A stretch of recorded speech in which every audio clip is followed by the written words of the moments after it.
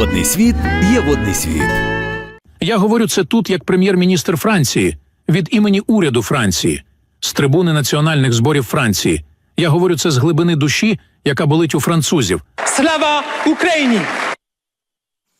Героям слава і смерть тим клятим ворогам нашим. Зараз ми бачили прем'єр-міністра Франції Габріель Атталь, і з огляду на його промову, з огляду на те, як він подавав цю інформацію, з огляду на ось це «Слава Україні», є певне відчуття, що Франція щось готує для України. І тут ще одна історія, яка змушує наші очі трошечки округлятися. Я зараз про Марі Ле Пен. Справа в тому, що раптом за підсумками 2 років повномасштабного вторгнення Марі Ле Пен засудила вторгнення Росії в Україну. Я вам нагадаю, що Марі Ле Пен – лідер французької партії «Національне об'єднання». А Марі Ле Пен – одна з найбільш проросійських політиків, які собі можна, в принципі, уявити. Ну і що ж сказала такого Марі Ле Пен? Українській нації ми зобов'язані висловити нашу повагу і нашу підтримку. Напавши на Україну, РФ спровокувала війну на порозі ЄС і найдраматичнішу за останні 20 років геополітичну кризу. Ну і ця сама Марі Ле Пен каже, що війна Росії проти України неминуче закінчиться переговорами. Ну, звісно, всі війни закінчуються за столами переговорів. Щоправда, спочатку свою справу роблять Збройні сили України, сили оборони, ну а вже потім стіл перемовин. Ми це з вами чудово розуміємо, тому що зараз говорити з Росією нам просто немає про що. Бо кожного разу, коли ми говоримо фундаментальні принципи, те, на чому базується українське питання, те, на чому базуються українські принципи, ми говоримо про вихід до кордонів 91-го року, кожного разу Путін каже, я не проти перемовин, але те, що ми вже захопили, не віддамо. Ні, так переговори не ведуться. Це не зійтися десь посередині.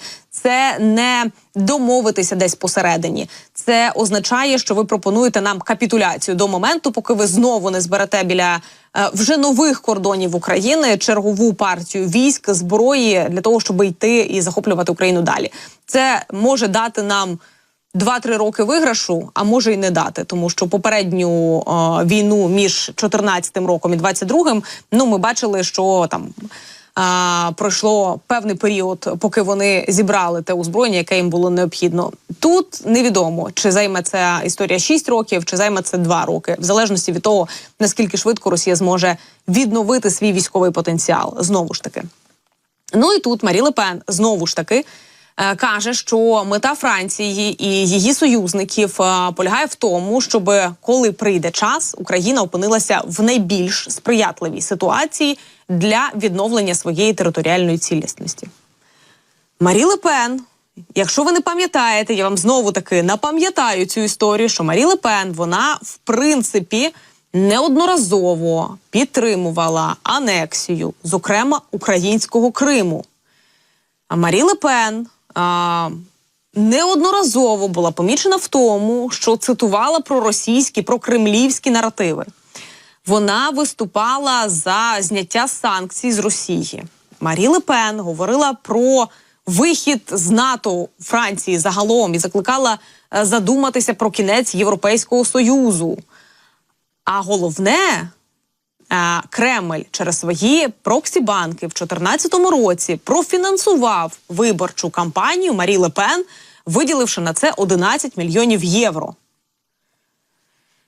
Тому у нас округляються очі, і ми кажемо, яка така чорна кішка раптом пробігла, яка відкрила очі Марі Ле Пен, яка сказала, що більше не потребує грошей з держави-терористки, і висловила свою думку стосовно російського вторгнення в Україну. Ну, тобто, по факту, така заява Марі Ле Пен – це, якби все це саме сказав, не знаю, Віктор Орбан або Фіцо. Ну, напевно, Віктор Орбан більше. Коли відбувалися вибори у Франції, Ми тоді говорили, ми розуміємо, що ми не втручаємося у виборчий процес. Ми розуміємо, що ми будемо там змушені говорити або ж налагоджувати контакти з будь-яким лідером, якого обере той чи інший народ. Зрозуміло, що ми не маємо до того жодного відношення. Але коли відбувалися вибори у Франції, ми робили так: тільки не Ле Пен.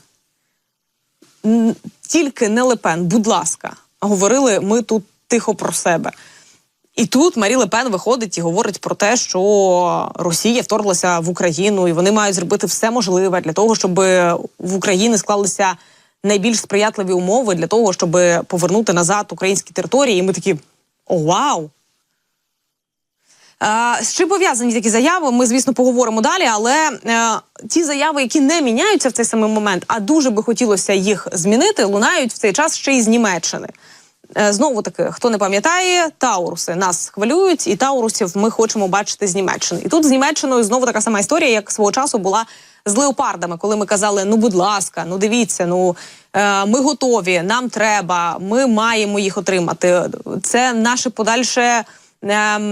подальший рух по лінії фронту, забезпечення зараз висить на волосині. Ну, коротше, зробіть щось, будь ласка.